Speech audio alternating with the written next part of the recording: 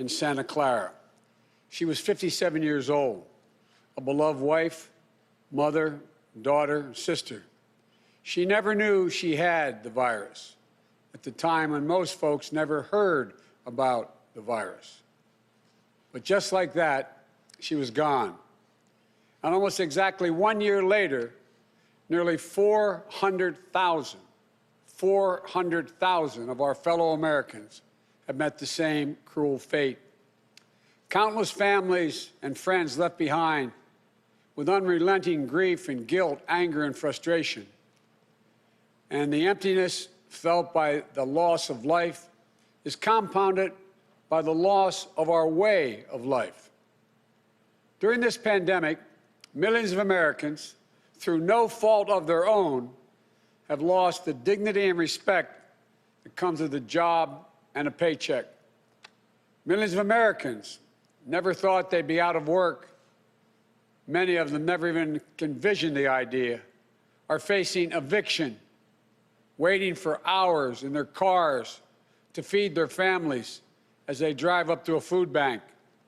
Millions have kept their jobs but have seen their hours and paychecks reduced, barely hanging on as well. That's happening today in the United States of America. Just as in the midst of the dark winter of this pandemic, as cases, hospitalizations, and deaths spike at record levels, there is real pain overwhelming the real economy. One where people rely on paychecks, not their investments, to pay for their bills and their meals and their children's needs. You won't see this pain if your scorecard is how things are going on Wall Street. But you will see it very clearly if you examine what the twin crises of a pandemic and this sinking economy have laid bare. The growing divide between those few people at the very top who are doing quite well in this economy and the rest of America. Just since this pandemic began, the wealth of the top 1% of the nation has grown roughly $1.5 trillion since the end of last year, 4 times the amount for the entire bottom 50% of American wage earners. Some 18 million Americans are still relying on unemployment insurance. Some 400,000 small businesses have permanently closed their doors. And it's not hard to see that we're in the middle of the once-in-several-generations economic crisis with a once-in-several-generations public health crisis. The crisis of deep human suffering is in plain sight, and there's no time to waste. We have to act, and we have to act now. This is what economists are telling us. More importantly, it's what the values we hold dear in our hearts as Americans are telling us. A growing chorus of top economists agree that the moment of crisis, in this moment of crisis, with interest rates at historic lows, we cannot afford inaction. It's not just that smart fiscal investments, including deficit spending, are more urgent than ever. It's that the return on these investments in jobs, racial equity, will prevent long-term economic damage, and the benefits will far surpass the cost. A growing number of top economists has shown even our debt situation will be more stable, not less stable, if we seize this moment with vision and purpose.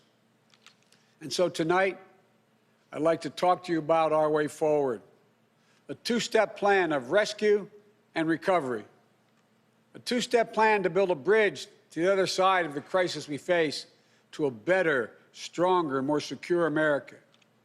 Tonight, I'll lay out my first step, the American Rescue Plan, that will tackle the pandemic and get direct financial assistance and relief to Americans who need it the most.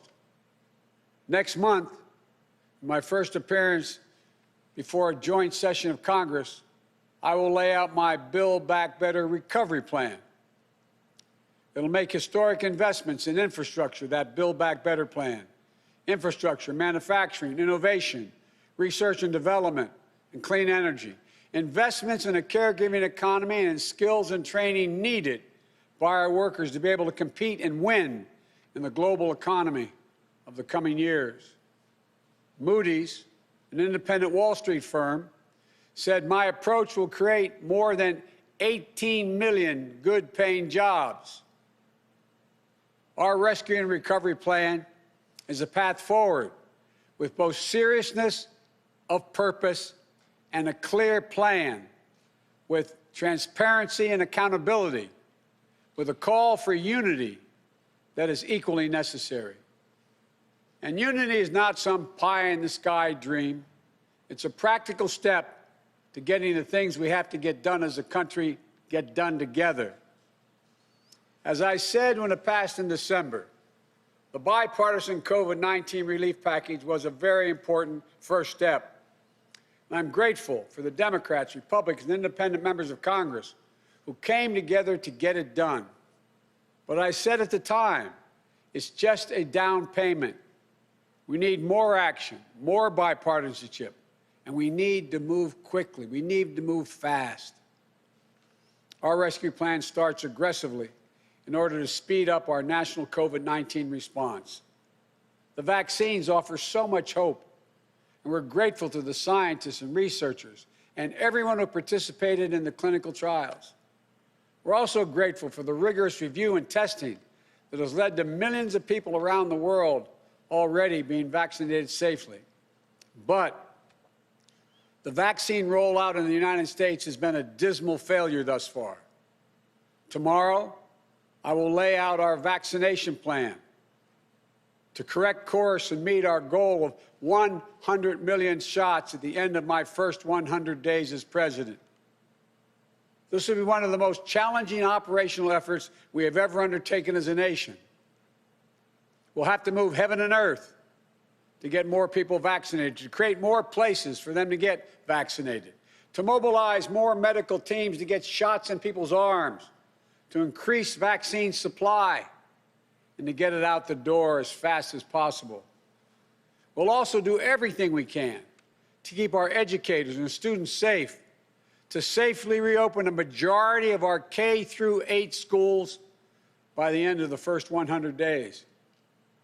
We can do this if we give the school districts, the schools themselves, the communities, the states, the clear guidance they need, as well as the resources they need that they can't afford right now because of the economic dilemma they're in.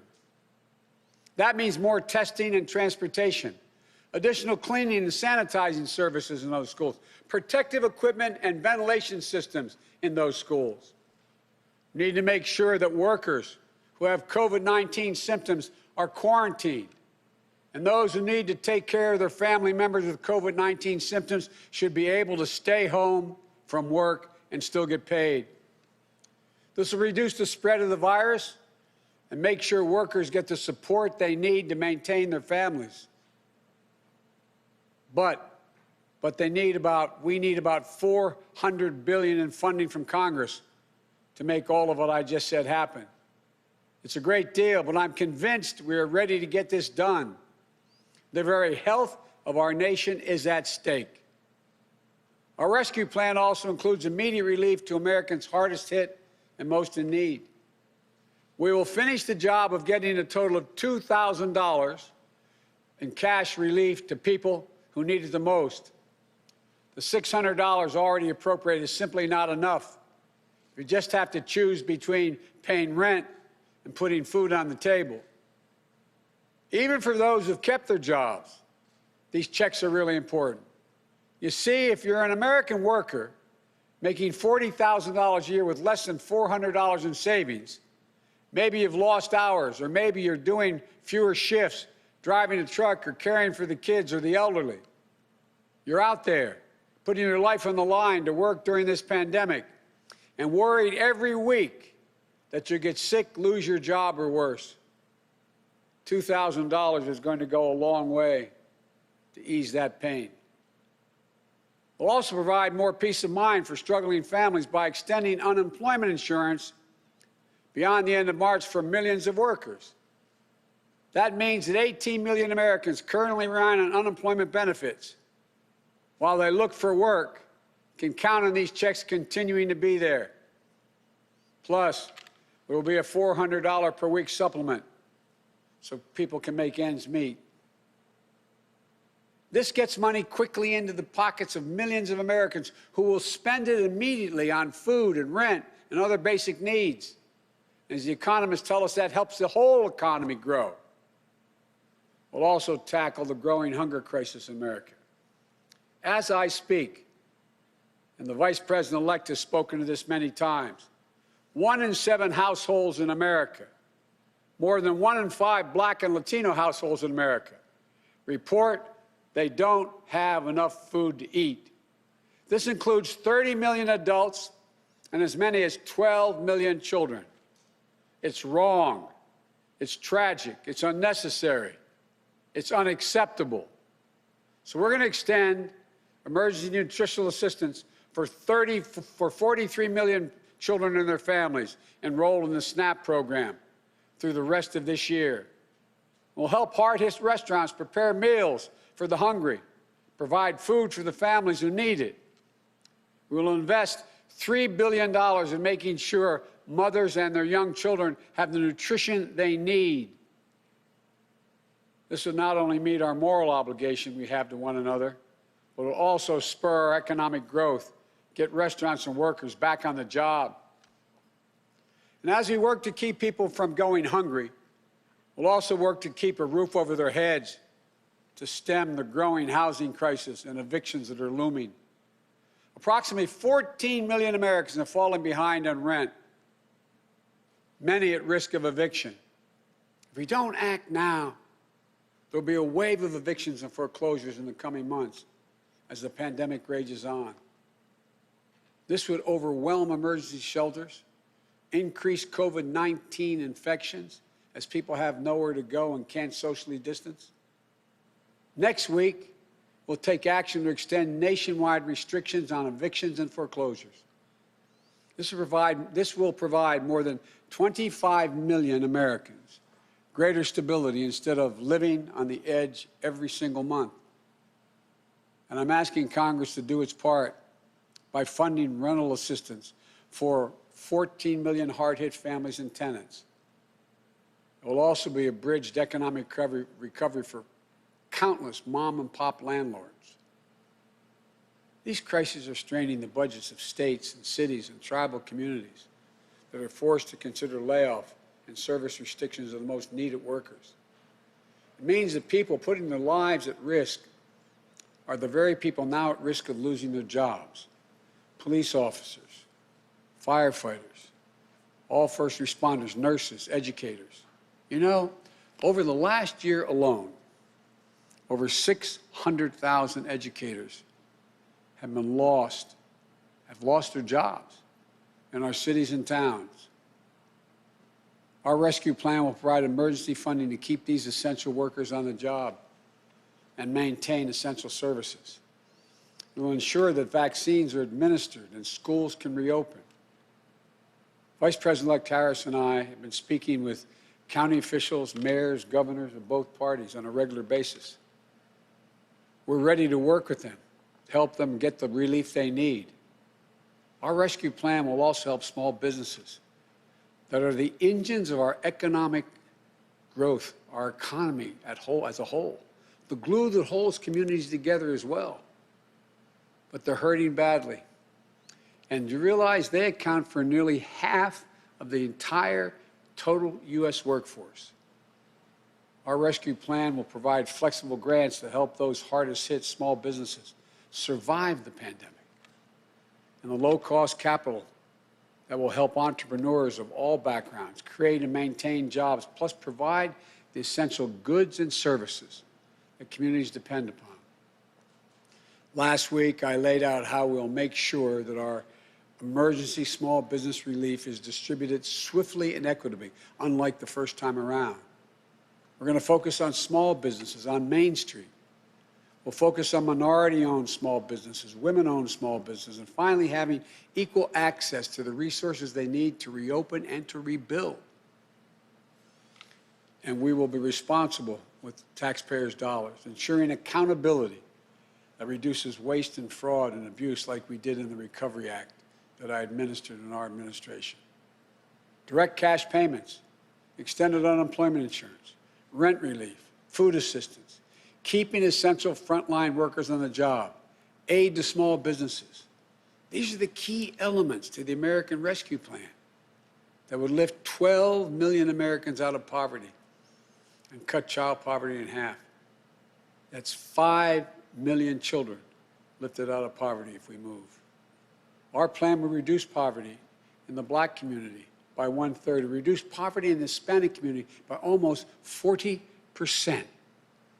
And includes much more, like an increase in the minimum wage to at least $15 an hour. People tell me that's going to be hard to pass. Florida just passed it. As divided as that state is, they just passed it. The rest of the country is ready to move as well. It should be a national minimum wage of $15 an hour. No one working 40 hours a week should live below the poverty line. And that's what it means. If you work for less than $15 an hour and work 40 hours a week, you're living in poverty. It includes access to affordable child care that will enable parents, particularly women, to get back to work. I look forward to working with members of Congress of both parties to move quickly to get the American Rescue Plan to the American people. And then we can move with equal urgency and bipartisanship to my Build Back Better recovery plan that I will call for next month to generate even more economic growth. American manufacturing was the arsenal of democracy in World War II. It will be so again. Imagine a future made in America, all made in America, and all by Americans. We'll use taxpayers' dollars to rebuild America. We'll buy American products, supporting millions of American manufacturing jobs, enhancing our competitive strength in an increasingly competitive world. Imagine historic investments in research and development to sharpen America's innovative edge in markets where global leadership is up for grabs. Markets like the battery technology, artificial intelligence, biotechnology, clean energy. Imagine confronting the climate crisis with American jobs and ingenuity leading the world. It's time to stop talking about infrastructure and to finally start building an infrastructure so we can be more competitive. Millions of good-paying jobs that put Americans to work rebuilding our roads, our bridges, our ports, to make them more climate resilient, to make them faster, cheaper, cleaner, to transport American-made goods across our country and around the world. That's how we compete. And imagine millions of jobs in a caregiving economy to ease the financial burden of caring for young children and aged loved ones. Let's make sure our caregivers, mostly women, women of color, immigrants, have the same pay and dignity that they deserve. So we can do these bold, practical things now. You know, I know what I just described does not come cheaply, but failure to do so will cost us dearly. The consensus among leading economists is we simply cannot afford not to do what I'm proposing. Independent, respected institutions from around the world, from the Federal Reserve to the International Monetary Fund, have underscored the urgency. Even Wall Street firms have reinforced the logic.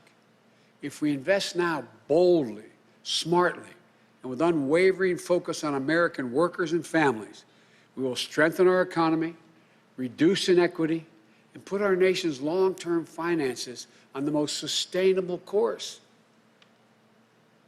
And where we're making permanent investments, recurring investments, as I said in the campaign trail, we will pay for them by making sure that everyone pays their fair share, not punishing anybody. We can do it without punishing a single person by closing tax loopholes for companies that ship jobs overseas, or to allow American companies, 90 of them, the top Fortune 500, to pay zero in federal income taxes. asking everyone to pay their fair share at the top so we can make permanent investments to rescue and rebuild America. It's the right thing for our economy. It's the fair thing. It's the decent thing to do. We not only have an economic imperative to act now, I believe we have a moral obligation. In this pandemic, in America, we cannot let people go hungry. We cannot let people get evicted. We cannot watch nurses, educators, and others lose their jobs. We so badly need them. We must act now and act decisively. My fellow Americans, the decisions we make in the next few weeks and months are going to determine whether we thrive in a way that benefits all Americans, or that we stay stuck in a place where those at the top do great, while economic growth for most everyone else is just a spectator sport, and where American prospects dim, not brighten. These investments will determine whether we reassert American leadership and outcompete our competitors in a global economy. We're better equipped to do this than any nation in the world. Or that we watch them catch up and pass us by. Together, I know which path we'll choose. And that includes all Americans, so we can own the 21st century. But even with all these bold steps, it's going to take time to get where we need to be. There will be stumbles, but I will always be honest with you about both the progress we're making and what setbacks we meet. And there will, and here's the deal, the more people we vaccinate, the faster we do it, the sooner we can save lives and put this pandemic behind us and get back to our lives and our loved ones. And the sooner we can rescue and rebuild the American economy, the biggest and most profitable engine in the world. I know it's been nearly a year that tested us beyond measure. For all of you who have lost someone, my heart goes out to you. I know that feeling looking at that empty chair across the table. All of you who've fallen on hard times, I know you can never get back what you lost. But as your president, I know that every day matters and every person matters.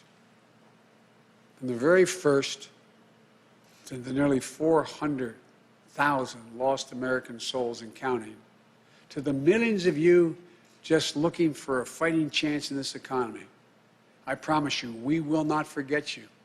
We understand what you're going through. We will never, ever give up. And we will come back. We'll come back together. Well, we didn't get into all this overnight. We won't get out of it overnight. And we can't do it as a separated and divided nation. The only way we can do it is to come together as fellow Americans, as neighbors, as the United States of America. And when we do, there's nothing beyond our capacity. I've said this many times. When America acts as one, there's never been a single thing we've been unable to do, no matter how consequential the issue has been. Out of all the peril of this moment, I want you to know, I give you a word, I see the promise as well. We've seen clearly what we face now. And I remain so optimistic about America. As optimistic as I've ever been. We have everything we need, but the will must be demonstrated. So come Wednesday, we begin a new chapter. The Vice President-elect and I will do our best to meet all the expectations you have for the country and the expectations we have for it. I'm confident. I am truly confident. Together, we can get this done and come out better off than when we went into this crisis. God bless you all, and may God protect our troops.